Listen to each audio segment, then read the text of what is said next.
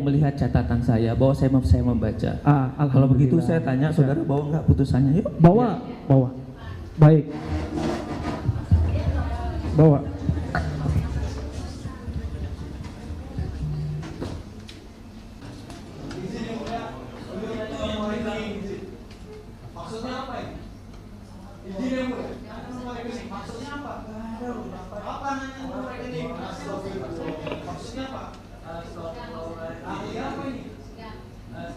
Kita ribut mempersoalkan ini masuk nupum apa tidak, ini sudah dibahas atau tidak. Masalahnya bukan itu. Masalahnya bukan itu. Orang yang di dalam yang terkurung itu pelaku apa bukan? Iya, kalau kita ini nupum, ini udah lewat hari, adalah dosa tanggung. Siap teman-teman Tanggung ya. supir gitu.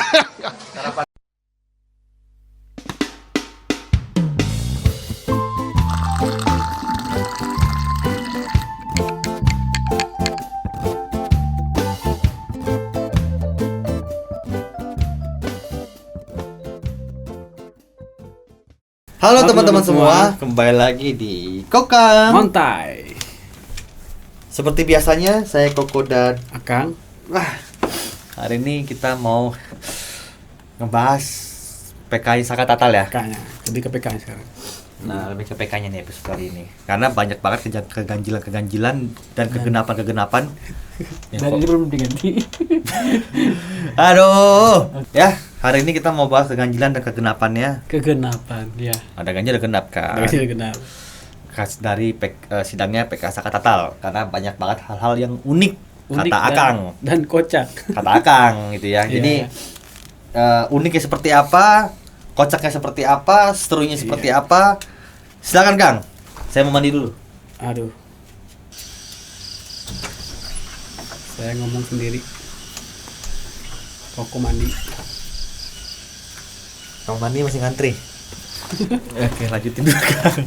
Enggak bercanda. Oke, silakan Kang. Ada agak seru sih kemarin, ada perseteruan antara JPU sama ahli saksi ya. Mungkin terkait apa namanya, pasal-pasal atau apa ketentuan birokrasinya apa gimana, tentang terkait pidana ini gimana sih gitu, kayak tangkap tangan atau prosedur menangkap orang kayak gimana, kayak gitu sih. Lebih ke inilah ya, lebih ke teori lah. Lebih ke teori ya. Secara teori. Mungkin di sini juga sempat disindir sama Farhad Abbas ya. Kalau tim JPU ini dengan adanya kasus ini, kayaknya banyak belajar hal baru gitu. Tim JPU-nya. Tim JPU ini ya. Menurut Farhad Abbas. Jadi banyak, bahkan hakim sendiri mengaku itu. Ketika siapa yang ahli forensik tuh? Ridho Roma. Bapaknya kayaknya Roma Irama. Siapa namanya? Lupa namanya tuh kan, gua kan. Pokoknya ada lah ahli forensik yang menerangkan beberapa teori tentang saksi, bukti-bukti gitu. Dan di situ termasuk kuasa hukum, JPU atau bahkan hakim sendiri itu banyak dapat penerangan lah secara langsung dari saksi ahli ya. Iya. Gitu. Karena kasus ini kan ngejelimet banget ya. Ngejelimet banget ya. Simpel tapi kayak banyak masalah, jadi sama-sama saling belajar gitu kan. Kok bisa sih sampai segininya gitu kasusnya itu. Cuman dan PK ini tuh nggak sembarangan bisa ditempuh gitu. Dan jarang banget PK ini terjadi lah kita PK ini. Jadi kemarin tuh sempat ada inilah perselisihan yang gue nggak tahu maksud arahnya kemana ini. Gue agak bingung. Jadi antara JPU sama saksi ahli. Dan yang gue bikin gue kaget, lagi ribut-ribut gitu kan. Tiba-tiba si JPU ini teriak-teriak, ini maksudnya apa ini? Ini maksudnya apa ini? Kok nanya-nanya nomor rekening? Iya. Oh iya. Itu gue bingung. Kok bisa ke situ ya? Gue bilang, kok bisa nanya nomor rekening? Maksudnya apaan ya? Gue juga gak ngerti sih. Iya. Tapi kalau kita bicara ininya, kalau menurut gue pribadi bisa jadi ya. Iya. Dugaannya adalah kelihatannya sih mungkin sarkas ya. Sarkas itu loh. Tapi sarkasnya itu gentle, dalam artian dia Iya kalau menurut gua ya. Iya. Karena jadi bukan ngomong depan ini Kang, maksudnya nomor rekeningmu berapa? Nggak gitu loh. Tapi dia ngomongnya nomor rekening berapa? Jadi soalnya tuh dia kayak nantangin, tapi nantangin secara pribadi. Iya. Bukan nantangin secara rame-rame, yang bukan mempermalukan, bukan sengaja diombar-ombar. Iya. Tapi kan JPU sendiri kan terpancing mungkin. Iya. Mungkin kemancing umpannya. Maksudnya apa nih? Mungkin gua rasa kayak saksi ahlinya nggak menyangka kayaknya dengan respon si JPU-nya akan langsung berkuar gitu loh. Menurut gua sih kayaknya sih itu di luar skenario sih kalau menurut gua. Iya. Kalau gua pribadi ya lebih ke arah sarkas karena kalau bicara nomor rekening berapa itu kan banyak tafsirannya ya. Kalau kita bicara majelis sarkas ya. Iya. Kemana-mana ya. Jadi banyak multi tafsir kan arahnya kemana? Apakah benar langsung to the point ke situ? Apakah emang itu hanya pembiasaan kosakata? Ya anggaplah sarkas lah intinya gitu. Iya. Atau mungkin bisa jadi lu dibayar berapa kayak gitu ya. Iya. Mungkin seperti itu kasarnya. Nah, tapi dengan nanyanya nomor rekening berapa? Gitu. Slow seperti itu sih. Kalau menurut gue pribadi sih lebih ke arah sana sih sebetulnya.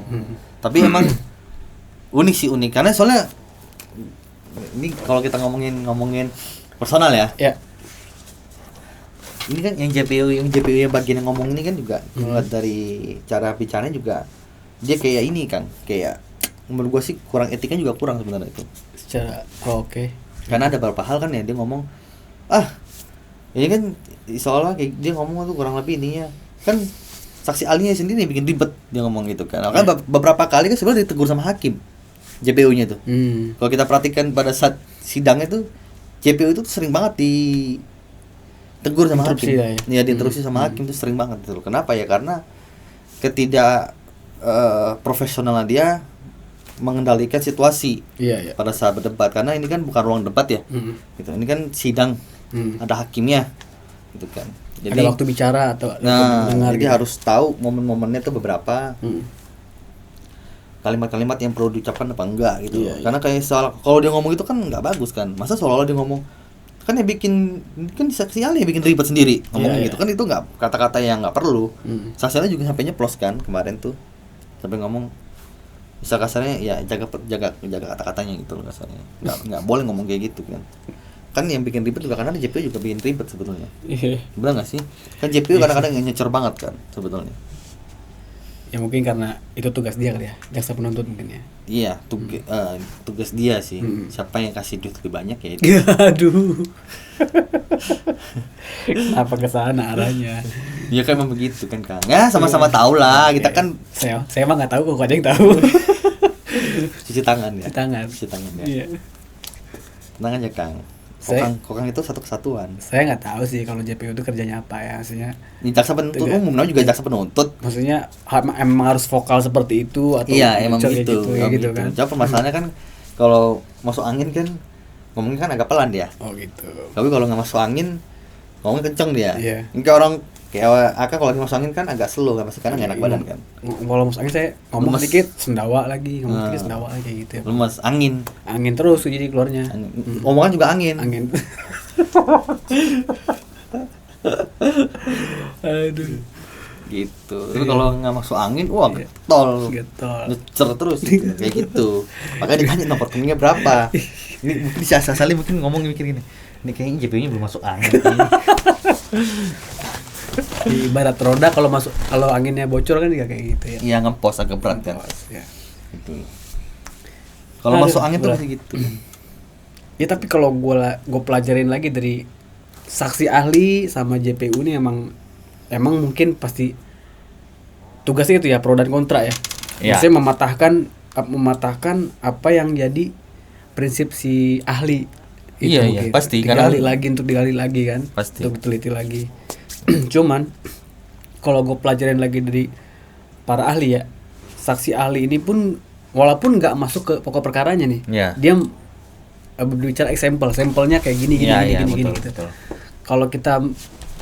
Kalau gue amatin lagi dari kata-kata sampel yang dibicarakan oleh saksi ahli ini, seolah-olah kayak syarat untuk kasus ini menjadi pembunuhan berencana itu kurang gitu. Menurut saksi ahli? Iya. Alasannya? Alasannya pertama, dengan kasus kayak gitu kan harus ada korban dulu pertama. Korbannya ada. Korbannya udah ada itu kan. TKP. Udah. Nah, TKP cuman kan kalau kita bicara TKP pada saat itu kan ada 2 TKP-nya. Iya. Nah, di TKP itu tidak terbukti ada bercak-bercak bekas penyiksaan atau darah atau apa. TKP 3 malah. 3 malah kan. Nah, 3. itu nggak ada di TKP itu malah nggak ada bukti-bukti kekerasan di situ gitu. Tahu nggak di mana aja? Di dekat showroom mobil salah terus? satunya kan di Terus? flyover. Heeh. Dekat sekolahan apa ya? Di situ ya kan. Gue lupa satu lagi, gue tahu, gue tadi 2 malah. Satu kan di belakang showroom mobil. Showroom mobil ya. Satu lagi di flyover. Tapi di pinggir jalan. Ya. Yang tiganya flyover juga, tapi di tengah Tapi- jalan. Oh iya itu Maksud ya. gue begitu. Oh. Iya itu maksudnya di situ ya banyak keraguan dari TKP-nya itu. Udah gitu barang bukti juga. Iya, gitu. kalau tadi ini rangkaian konstruksi BAP-nya ya, Iya. ceritanya bablas segala macam dari si Andi, si Dani yang sangat berperan dalam kasus pemerkosaan, mohon maaf ya, kasus pembunuhannya. Tapi kok tiba-tiba bisa dikatakan fiktif, Iya. ya kan? Gitu. Itu juga udah aneh gitu loh kasarnya. Orang yang berperan banget tapi kok bisa tiba-tiba dihilangkan. Iya. Kalau emang benar-benar ada. Iya. Kan gitu loh pertanyaannya. Itu sudah aneh sebenarnya sih. Terus lanjut kan? Ya, jadi ada keterangan dari Bapak Susno Duaji ya. Dia masuk ini juga sih. Dia nggak tertarik sama PKI ini sebenarnya secara nggak langsung ya.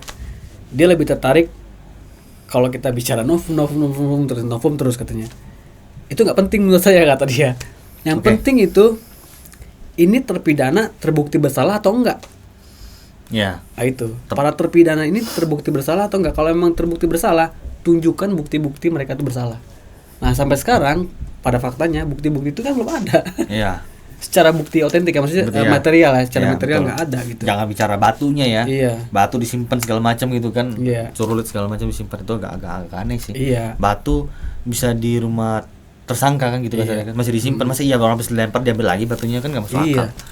Gitu loh. Kan temunya di rumah kan soalnya kan. Di rumah di bawah. Ya karena paling masuk itu kan nggak masuk akal ya. Tapi kalau dipaksain masuk akal, ya paling masuk akalnya emang di rumah karena nggak mungkin di jalanan kan. Bisa hafal batu habis lempar itu, wah batu itu jatuh dengan kecepatan angin sekian, batu itu tuh jatuh di kemingan berapa derajat itu kan.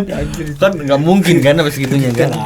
Ya kan istilah kasar gitu loh. Iya. Nggak masuk akal. Iya. Terus disimpan di rumah juga nggak masuk akal, tapi dipaksain gimana cara biar masuk akal. Dia mau nggak mau di rumah tetap, kalau di Iya, jalanan ya tetap nggak pulang. masuk akal.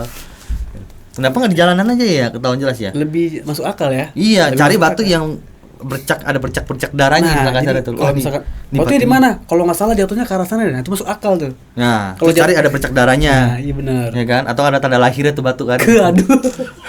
Keras sakti kali. Ya kan Selain maksudnya dari batu. enggak, Iya. maksudnya cak sidik jarinya. Sidik jari. Kan batu kan pasti dipegang dong. Nah, Ya itu- kan? itu yang Ya kan? dimaksud. Nggak mungkin disundul pakai jeder gitu kan nggak Iya. mungkin kan. Sidik pala kalau gitu kan? Hah? Sidik kepala. Sidik pala tuh beda lagi gitu. Aduh. Nah, itu nggak masuk akal gitu. Iya. Jadi emang betul kata Pak Susno Duaji gitu loh. Emang sebetulnya banyak banget sekarang yang udah benar-benar udah agak skeptis sama kasus ini. Dari awal juga udah skeptis sebenarnya. Cuman ya dari pihak pelapor kan masih meyakini dengan apa yang mereka sudah lakukan Iya, iya. gitu kan terkait BAP tersebut gitu loh. Tapi kan mereka tidak pernah mau ngebahas soal-soal yang janggal. Yang mereka bahas Iya. kan selalu yang itu aja lagi gitu kan. Yang dibahas novum baru muter-muternya itu lagi. Secara teori aja gitu. Secara ya. teori. Terus Walaupun tiba-tiba cuci tangan, tiba-tiba ngelempar. Makanya gue yakin secara 100% si Aib ini kemungkinannya kecil banget Kang kalau untuk nongol. Karena si Rudian ini sudah keluar. oh jadi kemungkinan Aib nongol tuh Iya, karena pasti mereka akan nimbang-nimbang. Ini kan satu kesatuan menurut gua. Iya, iya. Dugaan ya teman-teman ya gitu loh. Tapi mudah-mudahan sih benar. Iya. Maksudnya ini satu kesatuan nih. Si Dede ini kan jelas nggak di pihaknya mereka ya. Iya. Makanya kan keluar dia. Si Aib sama si Rudiana ini dengan siapa si Gugum itu mungkin ya katanya netizen itu teman dekat segala macem. Kesaksian. Oke. Pemilik warung katanya. Yang dekat cuci mobil kalau nggak salah. Kalau nggak salah teman-teman bantu koreksi. Iya. Itu karena gue belum dengar sampai full. Itu kan deket banget lah CS gitu kan. Iya. Rudiana ini kan polisi aktif. Iya. Heeh. Gak mungkin tiba-tiba jadi DPO kan? Iyalah. Iya dong. Iya, iya. Nanti polisi juga gitu Iya. loh. Gak lucu itu nggak Iya, lucu. iya. Makanya biar gimana biar lucu. Mm-mm. Siapanya yang hilang, Rudiana yang muncul. kan lucu jadinya kan gitu loh. Kalau si Rudiana yang hilang, apa yang muncul, ini nggak lucu nih. Iya, Masa betul. polisi ngilang gitu Iya, loh. betul. Akhirnya ya Rudiana muncul, apa udah pasti dipendem. Iya. Hilang sih enggak, cuman lenyap dari peredaran iya gitu loh. Hilang sih enggak, Putri masih bisa bikin laporan Iya, betul. buat laporin si Kang Deddy, ya kan? Gitu. Siapa kos hukumnya? Ya siapa lagi? Tim TPF. Ih siapa lagi? Kan dibilang satu kesatuan gue bilang Iya, kan. pasti itu, pasti. Ya emang Dede juga orangnya kebaca kok. Kebaca itu. Petanya kebaca ya. Peta arahnya itu kebaca. Dari awal TPF itu gue udah tahu itu bakal ujungnya pasti akan Iya. jadi ini, cuman nggak pernah gue omongin aja sebenarnya. Karena kenapa? Bukan sosok meramal enggak, tapi arah polanya tuh udah ketahuan. Ya. Kan dari awal si Peter udah ngomong dia teman baik Rudiana, itu udah memberikan statement yang cukup kuat. Iya. Terus saat itu dia belum mengaku sebagai kuasa hukumnya loh. Betul, betul. Ya kan? Saat itu dia cuma sebagai praktisi hukum saat itu kondisinya. Iya, iya. Dan masih TPF saat itu. Tapi kita lihat dari rentetan-rentetan yang dilakukan sama dia selalu membelanya ke arah sono gitu loh. Iya, iya. Dan pada saat dia bilang dia jadi kuasa hukumnya Pak Rudiana, ya kita nggak kaget karena emang udah tahu arahnya seperti itu gitu. Udah kesana arahnya ya. Udah Dari ke arah ngomongnya sana. apanya juga kesana semua gitu. Iya gitu. Kalau dia jadi kuasa hukumnya si Peggy, gue baru kaget. Wah hati-hati nih kan kasarnya kan. Ada udang di depan ya. Nah, kan apa? Ada udang di balik bakwan ya. Mana? Di warung. Gitu teman-teman. Jadi Ya sejauh cara berpikir saksi ahli ini mungkin seperti kita. seperti kita mungkin cara definisinya gitu. Karena kan sebetulnya kan sudah dibilang sama saksi ahli juga beberapa kali ya, sama Iya. praktisi hukum juga sama ya jenderal-jenderal yang sudah mantan-mantan juga Iya, ya iya. ikut mencoba apa sih istilah kasarnya, mencoba memberikan kita tuh kayak insight baru gitu kan atas Iya, kasus ini. Terus mereka selalu mengatakan kasus ini sangat sederhana sebetulnya. Bener gak sih? Iya. Gitu loh, sangat sederhana sebetulnya, cuman karena di setting, dibikin skenario dan melibatkan nggak cuma 1-2 orang, itu yang akhirnya jadi mempersulit untuk ngebuka bungkusan ini kan. Iya, Sebetulnya kan itu sebenarnya. Jadi dibicara logika sederhana, emang sederhana sih menurut kita, nggak susah, bener nggak sih? Netizen juga udah banyak yang bisa menyimpulkan sebenarnya. Iya. Ya kan Deddy juga bisa menyimpulkan, bahkan Deddy dari awal malah udah tahu arahnya kemana. Udah tahu, iya. Ya kan gitu. Cuman kenapa tidak boleh menyimpulkan ya? Karena kan baik lagi ya, kita kan tidak boleh menuduh ya. Kalau kita, karena kan Deddy ini kan public figure. Ya. Nggak mungkin dia memberikan statement yang asal-asalan. Iya, apalagi sampai menyimpulkan sesuatu. Iya, meskipun nggak asal-asalan maksudnya, tapi dalam artian kalau belum terbukti secara hukum, belum terbukti di pengadilan atau apapun itu secara sah ya, nggak mungkin dia berani. Iya, Karena omongan dia itu, statement dia itu banyak pengaruhnya untuk orang Iya. banyak. Jadi nggak mungkin, pasti akan lebih ngejaga omongannya Iya. gitu loh. Meskipun dia tahu, dia pasti keep dulu. Gitu loh. Ya itulah public figure tuh emang pasti harusnya begitu. Harusnya kayak gitu. Karena dia berkuar-kuar, dia ngomong hoax pun itu kan jadi bahaya juga buat orang-orang Iyalah. kan gitu loh. Dengan pengikut segitu banyaknya. Iya gitu. Jadi nggak bisa sembarangan ngomong gitu maksudnya. Iya. Akan jadi mengembangkan isu yang nggak bagus lah kasarnya. Iya, betul. Karena dia public figure, ingat ya.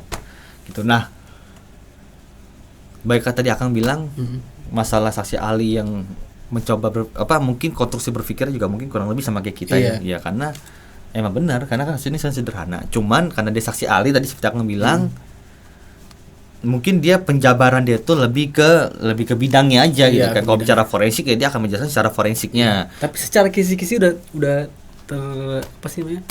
Kisi-kisinya udah diliatin ke di sidang itu gitu. Iya. Maksudnya kalau Contohnya? ya maksudnya kayak Contohnya? lupa gue kalau contohnya mah. Kalau maksudnya kalau sama-sama meragukan kasus ini kalau itu pembunuhan gitu. Oh, dari saksi ahli juga meragukan ya? Iya, meragukan gitu. Ya karena emang gue nggak tahu sih ya, gue sih belum bisa menebak ya ini pembunuhan apa bukan, tapi intinya gue cuma masih meyakini PAP tersebut tidak sesuai dengan apa fakta yang ada. Itu Iya. sih yang gue ini, karena gue masih punya dugaan ini kecelakaan tunggal apa kecelakaan disengaja ya gitu kan itu loh. Iya, iya. Tambah lagi itu sendiri kan, gue kan masih nggak yakin itu kan yang mati si itu kan. Oh, iya, iya. kan kasarnya gitu loh. Si itu tuh gitu loh. Ntar kalau gue ngomong si Eki Sebutin sih itu tapi disebutin juga namanya. dan gue pengen gue peralus cuman kayak nggak bisa dialusin sih. Iya sih. agak gak yakin gua tuh gitu loh. Cuman ya karena belum ada yang ngebahas soal ini ya, dari tim forensik juga belum ada yang ngebahas soal ini ya itu cuma dugaan gua aja sih gitu loh. Kalau emang salah ya ya mohon maaf gitu kan gitu. Iya, iya. Tapi ya jangan tersinggung juga. Itu kan dugaan orang boleh. Iya, iya. Oh, fotonya mukanya beda soalnya gitu mau gimana? Yang gua lihat ya di Iya, foto iya. tuh beda. Mungkin ya efek bonyok atau efek apa gua nggak tahu sih. Tapi nggak yakin gua padahal. Soalnya alisnya beda, gua berusaha untuk percaya loh. Iya kayaknya iya deh. Iya kali ya. Tapi kok alisnya nggak gini gitu maksud gua. Beda gitu. Terlalu dipaksakan ya, maksudnya kasus ini terlalu dipaksakan ke arah pembunuhan ya. Iya, gitu loh teman-teman. Ya gitulah teman-teman. Apa Kang kesimpulannya Kang? Kesimpulannya tadi gue bilang itu kasus ini terlalu diarahkan ke arah yang tadinya laka lantas diarahkan ke kasus pembunuhan berencana gitu. Iya. Terlalu dipaksakan dan Iya. dengan dipaksakannya kasus ini ke arah pembunuhan berencana tanpa bukti-bukti yang kuat itu sangat meragukan gua sih, meragukan. Soalnya gini, dari pihak pengacara Saka Tatal aja nggak bisa mengakses barang bukti tersebut. Harusnya bisa, kata Pak Susno Aji itu harusnya bisa untuk apa sih mengambil data apa aja barang buktinya gitu, termasuk handphone atau apa. Harusnya bisa ya. Harusnya bisa. Karena guna kebutuhan untuk PK-nya ini Iya, ya. untuk PK. Tapi pasti nggak mungkin dikasih kan. Nggak dikasih. Ya kan? Iya. Dengan segala kejelimitan yang ada, dengan pola yang berputar-putar, gimana Iya. caranya biar barang bukti itu tidak sampai di tangan mereka. Jadi Pun katanya- kalau belum bisa pun juga kayaknya udah clear kayaknya menurut gue tuh udah Gua rasa di-clear ya. kan. Iya, gua rasa. Iya nggak sih? Contohnya HP, udah pasti data-datanya udah nggak mungkin ada. Iya. Yang ke arah sana tuh udah pasti nggak ada gitu kasarnya. Atau memang nggak ada, Iya itu. ya kan? Iya bisa saja bisa ada. Iya. Jadi kasus yang diperkosa rame-rame lah, Iya, ada sperma inilah. Sedangkan si korban sedang kondisi haid. Iya, tapi itu sempat dipatahkan juga sih katanya. Sempat dipatahkan juga. Gua nggak tahu ya apakah head dihajar juga atau gimana, gua nggak ngerti ya. Nggak, Cuman, kalau gua rasa nggak mungkin ya. nah, Nggak mungkin. tapi ya. katanya ada spermanya. Nah itu, kalau memang itu kata Pak Susno, kalau emang ada sperma di tubuh korban, Iya. kenapa nggak dicek DNA siapa gitu di antara Telat terpidana? katanya kan telat. Iya itu makanya. Katanya telat. Seharusnya kan nggak boleh telat kan ya. Iya. Seharusnya, tapi ya nggak tahu juga lah, gua juga nggak ngerti. Kayaknya nggak seceroboh itu gitu loh untuk sebuah kalau tim forensik lalai gitu, karena kan sperma itu barang bukti juga. Iya Maksudnya sih. satu bukti forensik gitu. Mungkin ini gua coba positive thinking nih. Iya. Mungkin pada saat kejadian itu kan awalnya kan emang sudah laka lantas katanya kan. Iya. Jadi kan tidak dicek sedemikian rupa, ya udah nggak divisum juga kan saat itu Iya. kan. Jadi habis jenazahnya sudah dibawa ke rumah sakit Gunung Jati, ya kan, mungkin langsung dibersihkan, dimandikan, mungkin mereka nggak apa ke sana-sana. Ya udah habis dimandikan ya disemayamkan gitu loh. Bener nggak? Iya sih. Dimakamkan gitu. Tapi kan ternyata setelah 2 hari ya, Ya 2 hari setelah itu. 2 hari setelah itu ya, 2 hari gitu kalau nggak salah, itu setelah itu kan baru dilakukan pembongkaran kembali kan. Iya. Karena ada isunya terkait kasus pembunuhan berencana gitu. Akhirnya mau nggak mau dikeluarkan lagi jenazahnya untuk dilakukan visum. Mungkin di saat itulah sudah telat gitu, mungkin gitu kan, mungkin aja. Karena kan pengakuan dari temannya si Vina itu kan katanya dia sedang head katanya. Sedang head, iya. Tapi kan ada sperma juga, saya nggak ngerti kan. Lu lebih percaya mana Kang? Percaya head apa percaya ada spermanya?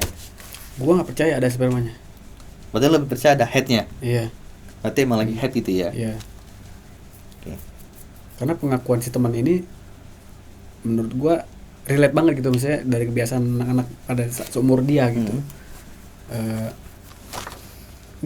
Agak dijelasin kalau si Vina ini agak jorok gitu, maksudnya bekas sayatnya di celana dalamnya ada bekas darahnya kayak gitu, ketinggalan di kamar mandi temannya ini. Kan terbukti kalau itu lagi haid gitu, kecuali dia minta beliin pembalut terus nggak ada bekasnya gitu, bisa kemungkinan bohong gitu si almarhum, tapi kan nggak ada bekasnya gitu, ada yang tertinggal darah di bagian celana dalamnya gitu. Itu pengakuan dari si Mega. Oke. Jadi lebih menurut Akang itu lebih mengarah si Mega itu lebih benar lah ya. Lebih benar ya. Bahwasannya si Vina tersebut saat itu mengalami haid gitu ya. Bukan sperma ya. Bukan. Gitu. Tapi kan bisa jadi dua-dua juga kan? Nggak mungkin juga, mereka nggak mungkin. Nggak mungkin sih. Nggak mungkin. Nggak mungkin. Segila-gilanya laki-laki ya. Kalau cewek lagi itu kayaknya nggak mungkin juga. Tapi nggak tahu juga kan, masalahnya kita nggak tahu juga kan. Beda-beda orang kan beda fetishnya beda-beda. Aduh, nggak gua. Ya, tapi itu kan, tapi ini keyakinan Akang ya, ini keyakinan Akang, kita nggak pernah tahu ya, kita nggak pernah tahu juga gitu. Nggak, kalau bicara fantasi orang kan beda-beda soalnya kan, bener nggak, beda-beda gitu loh. Ada juga yang mungkin, aduh gue juga nggak usah bahas. Gue bayangin aja. Nggak usah bahas. Iya. Ya mungkin aja mungkin, tapi segala kemungkinan ada, tapi kita mencoba untuk melihat realita yang ada di sisi itu aja sih sebenarnya. Gitu loh teman-teman. Gitu ya Kang ya, kurang lebihnya ya. Bagi teman-teman yang suka dengan konten-konten kita seperti ini, atau mungkin ada ide-ide mau dibahas konten apa, bantu komen aja di bawah. Seperti biasanya, saya Koko dan Akang. Kita pamit undur diri. Sampai ketemu di konten-konten kita selanjutnya. Bye-bye.